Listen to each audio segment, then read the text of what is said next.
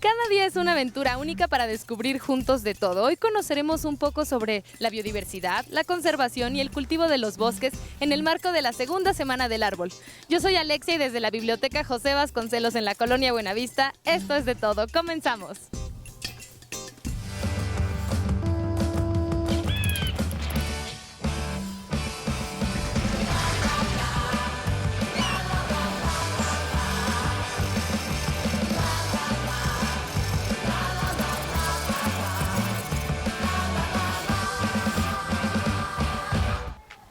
Dentro de la Semana del Árbol también podemos disfrutar de un recorrido a través del Jardín Botánico de la Biblioteca José Vasconcelos. Y en esta ocasión nos acompaña Claudia.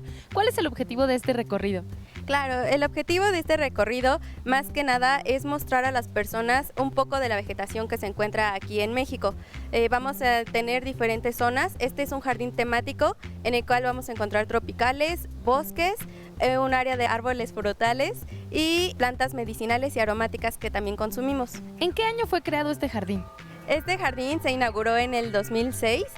Cuenta con una superficie de 2.600 metros cuadrados y estamos hablando de que conserva alrededor de 168 especies.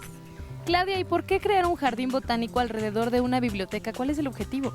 Pues el objetivo es principalmente aislar y proteger lo que viene siendo la estructura de la biblioteca del sonido de justamente la ciudad. Como vemos, estamos dentro de un área totalmente ruidosa, más que nada por el tráfico. Y la verdad es que lo consigue a la perfección, es como un oasis dentro de la ciudad. Y sobre todo sabemos que la estructura está diseñada como si la biblioteca fuese un arca y entonces a través de las ventanas podemos ver como si fuera un mar verde de pasto. Exactamente. Además, el arca es algo muy simbólico porque aquí lo que se va a albergar justamente es toda una gran cantidad de conocimiento. Y como decías, lo que va a rodear va a ser justamente una gran cantidad de vegetación. Aquí nos encontramos en la sección que pertenece al área tropical en el Jardín Botánico. ¿Qué podemos ver? Aquí vamos a poder observar una planta muy característica de lo que viene siendo la República Mexicana. Se llama plumaria. Se diferencia principalmente por su tipo de hoja, que va a ser en forma de pluma. Va a tener una gran variedad de flores, principalmente de los colores rosa, blanco y amarillo. También encontramos yucas, ¿pertenecen a esta misma área? Sí, claro, también pertenece a una región semitropical en la cual vamos a poder consumir todavía las inflorescencias, se hacen guisos con ella. Y otra planta va a ser el floripondio. Es característico por su tipo de flor, que es en forma de copa hacia abajo. Va a haber floripondio blanco, amarillo y rosa. Es también conocido como el toloache y se puede consumir la flor o entes. Claudia, ¿qué te parece si ahora continuamos en la siguiente sección, que puede ser el bosque? ¿Qué les parece? Perfecto, vamos. El ahuehuete es conocido como nuestro árbol nacional y aquí encontramos uno. Exactamente, este ahuehuete tiene aproximadamente 10 años de edad. Fue traído y plantado junto con muchos árboles de aquí. Y su sombra permite que otras especies vivan. Claro, es una de las características de los beneficios de los árboles, que dan cobijo no solo a plantas herbáceas, sino también arbustivas. Otros árboles que vamos a observar van a ser el liquidámbar, el cual tiene como característica que sus hojas son en forma de estrella. Estos árboles los vamos a encontrar mucho por toda la ciudad. Otros árboles que también vamos a observar van a ser encinos, astronómicas y acacias. Las acacias van a tener la característica de producir algunos guajes, los cuales todavía en algunas regiones se consumen. ¿Cuál es la siguiente sección que vamos a visitar? La siguiente sección van a ser los árboles frutales. Vamos a verlos. Un dato curioso sobre la sección frutal en este jardín botánico es que los visitantes pueden consumir alguna de las frutas que ya esté lista. Exactamente, solo deben de tener mucho cuidado al momento de arrancarla, ya que muchas veces simplemente jalamos la rama y nos lo llevamos todo. Clau, ¿qué especies de árboles frutales podemos encontrar en esta sección? Justamente vamos a encontrar lo que son árboles de ciruela, tanto amarilla como roja. Vamos a encontrar higo, naranja, granada, limón y manzana. ¿Y cómo es posible que todas esas especies se den en el mismo ambiente? Porque requieren características similares en cuanto tengan luz, espacio y agua. La temperatura influye seguramente para su crecimiento.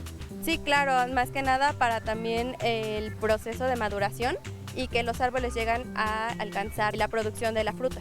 Clau, tengo entendido que los árboles de esta sección y de muchas otras del Jardín Botánico pueden ser movidos de un área a otra. ¿Eso es posible?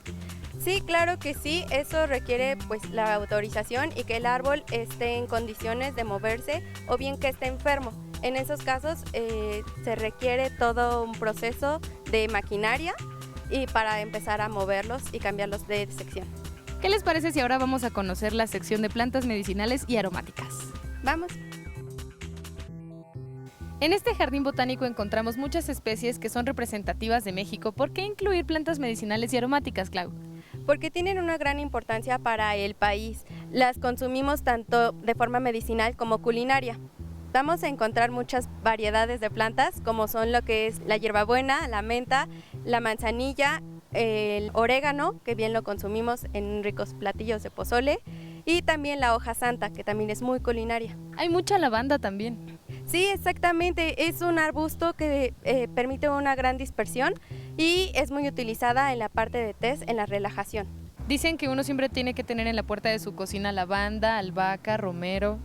Sí, justamente eso forma parte de nuestra cultura, más que nada prehispánica, en la cual se hacen combinaciones para proteger y tener abundancia.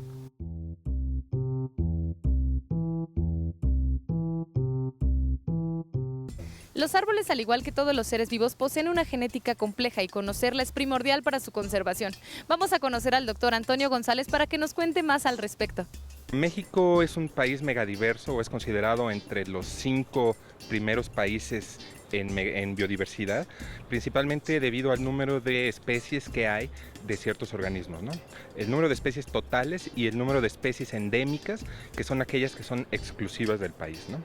Entonces, para los dos criterios, México ocupa un lugar muy importante, por ejemplo, para los vertebrados, ¿no? Y particularmente para los reptiles, México es el segundo país a nivel mundial en número de especies de reptiles y de endemismos, ¿no? El problema es que probablemente hay otros muchos grupos de especies que no son tan conocidos como los vertebrados. Es decir, México probablemente tiene altos números de especies de otros organismos, como pueden ser los hongos, los líquenes, no sé, inclusive los microorganismos, pero que no han sido tan estudiados y no sabemos realmente cuántas especies hay.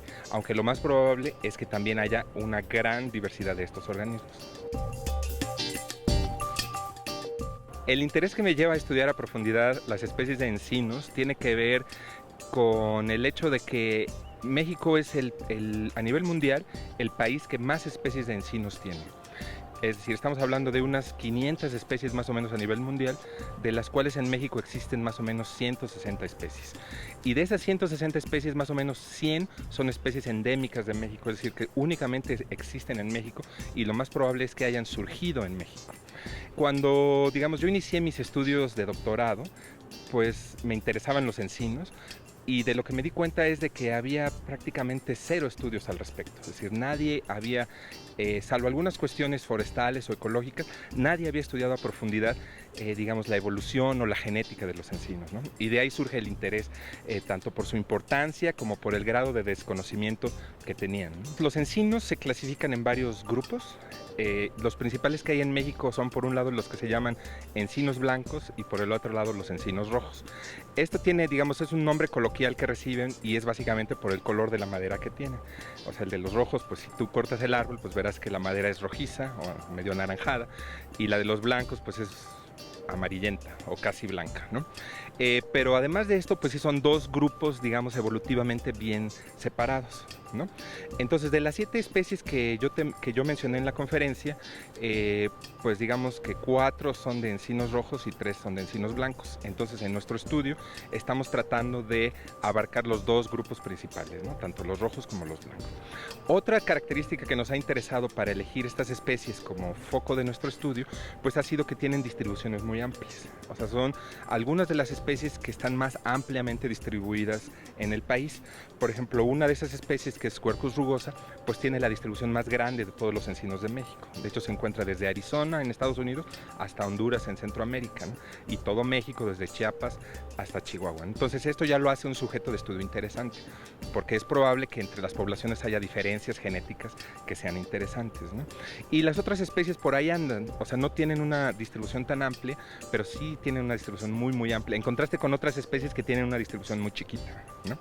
Entonces, esas todavía no las empezamos a estudiar a detalle, ¿no? Que también es otro tema muy interesante, ¿no? De especies que tienen una distribución muy chiquita, es decir, que son endémicas, a lo mejor luego a veces de una sola montaña, por ejemplo, pues cuánta variación genética tienen, ¿no? Sería un punto muy importante a tocar.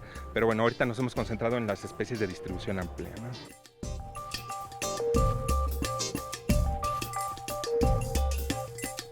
Los árboles están presentes en distintos ciclos de la naturaleza, como por ejemplo el ciclo del agua. Y eso es justo lo que vamos a aprender hoy en el taller demostrativo que imparte Natasha. Natasha, ¿por qué son importantes los árboles en el ciclo del agua? Bueno, pues es fundamental saber que los árboles conservan la biodiversidad, también fijan el carbono, ayudan a que los suelos no se salinicen, nos dan productos como madera, leña, frutos, controlan la erosión y además nos ayudan a mantener el agua limpia. Entonces, Natasha, paso por paso, ¿cuál es el ciclo del agua y cómo los árboles forman parte de él? Primero que nada, tenemos la evaporación. La evaporación hace que el agua suba en forma de gas y entonces se condense en el cielo, ¿no? Se condensan y caen gotas de lluvia, que luego hace que tengamos escorrentía. Bueno, el agua se puede infiltrar y luego la infiltración permite que se recargue el agua y los árboles puedan absorber el agua y finalmente transpirar el agua y se repite el ciclo. Cuando dices nuevamente. infiltración, ¿quiere decir que los árboles absorben el agua? No, el suelo. Cuando cae la precipitación, las raíces de los árboles permiten que el agua se filtre en el subsuelo y entonces se recarguen nuestros mantos acuíferos. A eso me refiero con infiltración. Aquí tenemos unos bosques miniatura para ejemplificar todo lo que Natasha nos está explicando. Esto es un sistema nada más muy visual para que la gente entienda lo que sucede con las raíces de los árboles que intentan buscar el agua y entonces bajan buscando los mantos acuíferos subterráneos y ahí podemos ver las raíces. Entonces lo que también hace es que nuestro árbol, cuando llueve, cuando hay precipitaciones, el follaje impide que las gotas caigan torrencialmente y el suelo se deslave, ¿no? Igual, en los bosques pues tenemos materia orgánica que se mantiene concentrada en la superficie, que también hace que el agua se mantenga, ¿no? Ahí durante más tiempo y entonces permita que el suelo se infiltre y las raíces cuando empiezan a penetrar permite que el agua pueda pues fluir, ¿no? Y sucede lo mismo con el bosque tropical. Exactamente lo mismo, es el mismo ejemplo y en este caso, por ejemplo, aquí, si no tenemos una cubierta vegetal y cae agua torrencialmente, el suelo se va a ir compactando y eso no va a permitir que el agua se filtre. Por eso es que luego tenemos escorrentías, pérdida de erosión. ¿Qué son escorrentías? Escorrentías es cuando, si tuviéramos una cuenca o esto estuviera inclinado, se lleva todo el suelo y entonces contamina nuestros cuerpos de agua. O sea, todos los sedimentos, contaminación, fertilizantes que utilizamos se van a cuerpos de agua y el cuerpo de agua pues termina contaminado.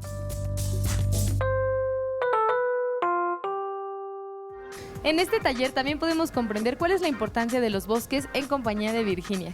Virginia, primero, ¿qué es un bosque? Buenas tardes. Un bosque es una masa arbórea y eso quiere decir que son árboles que están de talla grande, arriba de los 20 metros. Hay árboles que llegan a medir hasta 70 o 100 metros. Entonces tenemos varias especies, es una combinación además de diferentes especies, diferentes estratos o niveles y pues eso es un bosque. ¿Y no tiene que ver, por ejemplo, con la extensión de la tierra? También, pero nosotros tenemos diferentes tipos de bosques, también se incluyen el bosque templado, el bosque tropical o las selvas, tenemos inclusive parte de los que son las zonas forestadas, los desiertos se pueden incluir, pero obviamente tenemos diferentes tipos de vegetación. ¿Qué es un bosque cultivado? Para nosotros son las plantaciones y es un bosque cultivado, ¿por qué? Porque tenemos diferentes árboles que van a estar manejados por el hombre a su conveniencia. Y si tuviéramos que definir los pros y los contras de un bosque cultivado. Pues esto está también muy interesante porque yo creo que pros, el bosque siempre va a tener los pros, ¿no? Siempre es un círculo que nunca se acaba, sobre todo si lo sabemos manejar. Y si lo sabemos cuidar, hay veces que necesitamos ver la salud del bosque y eso no se debe de perder de vista porque entonces, aunque sea la madre naturaleza la que los cuida, nosotros nos tenemos que encargar de también saberlos utilizar para no sobreexplotarlos o subexplotarlos. Y las plantaciones, bueno, todas las contras que veríamos es que pues tenemos especies que son exóticas, no son locales, se puede decir. Una sola especie se cultiva en grandes hectáreas. el manejo es muy intensivo, se utilizan fertilizantes y muchos agroquímicos que posiblemente esos sean los puntos en contra, porque es un manejo intensivo, ¿no? De este lado encontramos distintos sistemas en donde podemos observar qué es lo que sucede dentro de la Tierra, como lo podemos ver aquí, con la presencia de los bosques. Virginia, ayúdanos a comprender, por ejemplo, en este de acá, ¿qué es lo que estamos viendo? Bueno, aquí podemos observar que tenemos especies de pinos y esto nada más es para representar que si nosotros hiciéramos un corte en el suelo, en el bosque, nosotros tendríamos el crecimiento de las raíces. Y esto aquí lo que tratamos de simular es que cuando ellos crecen y van en la búsqueda de agua, pues obviamente las raíces van a ir explorando el suelo y hay unas puntitas blancas en las raíces que nos están indicando que están creciendo. Entonces aquí tenemos especies para representar lo que sería un bosque templado, es un ecosistema en chiquito y las especies que tenemos al lado ya son diferentes especies que nos van a estar marcando por los patrones de crecimiento o cómo crecen, que si son plantas que son más grandes, son inclusive crecen mucho más rápido y entonces estas son las diferencias que vemos por inclusive las formas de las hojas. ¿Esta, por ejemplo, cuál es? Este es un guamúchil, es conocido como guamúchil, es la especie Prosopis y esta es una especie que le llaman tepehuaje.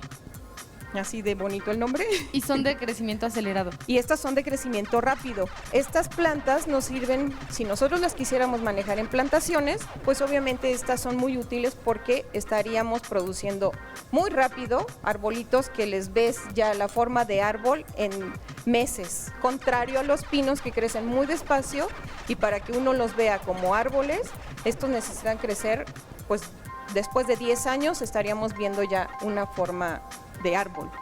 Aquí de hecho tenemos algunas plántulas que podemos decir que son plantas bebés. Esto nos ayuda a comprender por qué es importante la reforestación.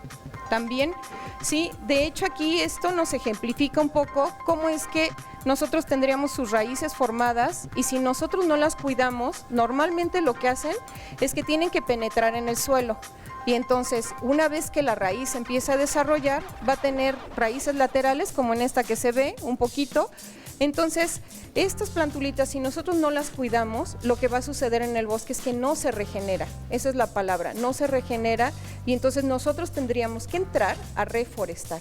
Y esos son los puntos importantes para que nosotros tengamos pues bosques sanos también. ¿Y en este último sistema? Y este último pues es un sistema semejante al anterior que vimos, pero aquí estamos viendo diferentes estadios y estos son plantas que se puede decir que son también plantas de rápido crecimiento, pero este es un cedro y esta es un tepehuaje también, como la especie anterior que mostramos, pero aquí estamos viendo diferencias también de las estaturas de las plantas porque son de diferentes edades. Y la raíz es lo mismo, nosotros tratamos de representar cómo profundiza en el suelo y esa sería la manera de que se mantienen porque están captando los nutrientes y el agua.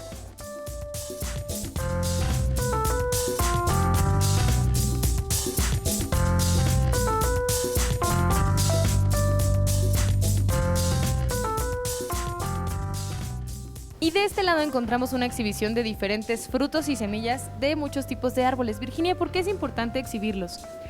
Pues porque si nosotros no conocemos cómo crecen los árboles, nunca lo vamos a saber cuidar. Entonces aquí lo que tenemos es exactamente las semillas de diferentes pinos.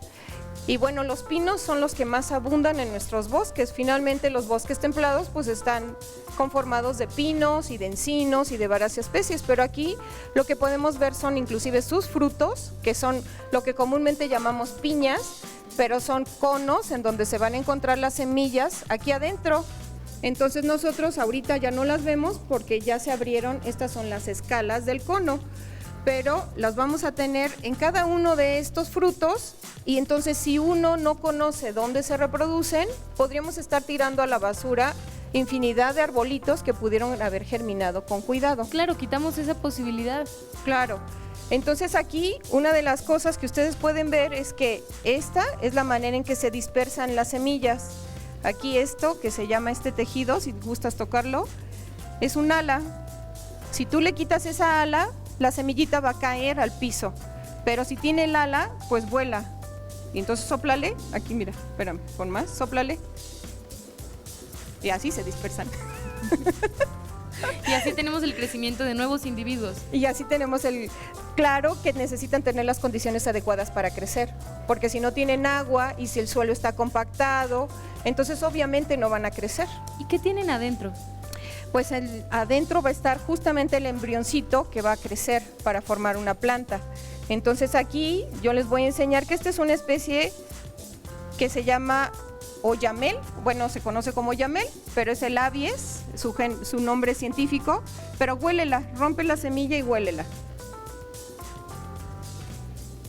Entonces si tú la hueles, huele a resina. Y esta es muy intenso. Sí, y es una especie muy aromática. Y esta semillita, así como la ven, pues esta es la semilla que da origen al árbol que tienen en Navidad, porque es una de las especies que más se vende para Navidad, que si no tuviéramos las plantaciones para árboles de Navidad, nosotros ya no tendríamos producción de esos árboles, ¿no? Porque tienen que ir a cortarlos al bosque.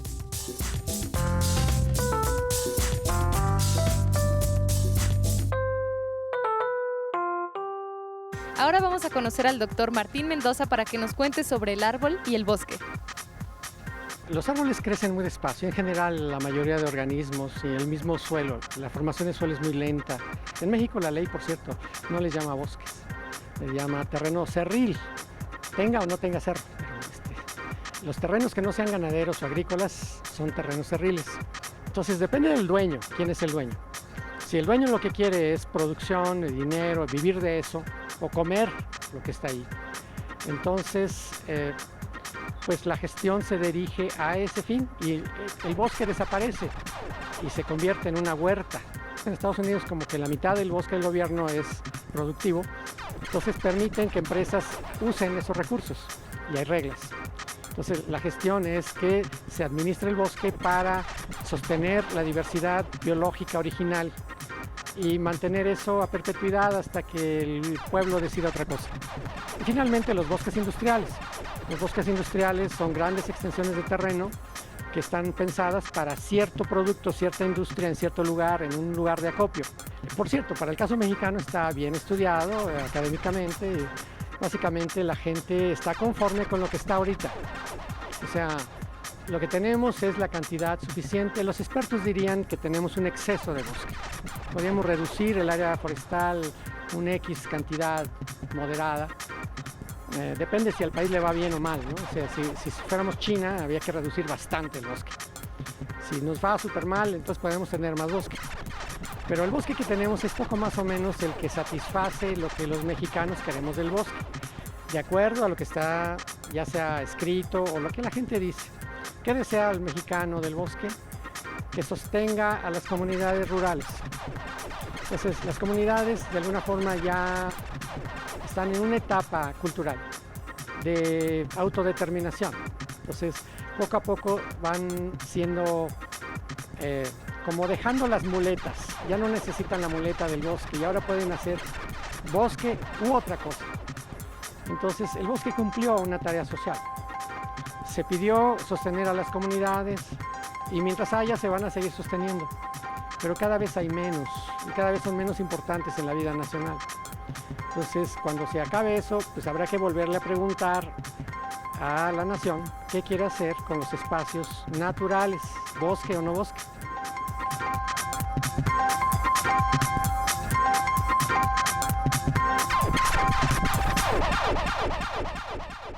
El cultivo y la conservación de nuestros bosques son responsabilidad de todos porque pertenecen a nuestro patrimonio natural.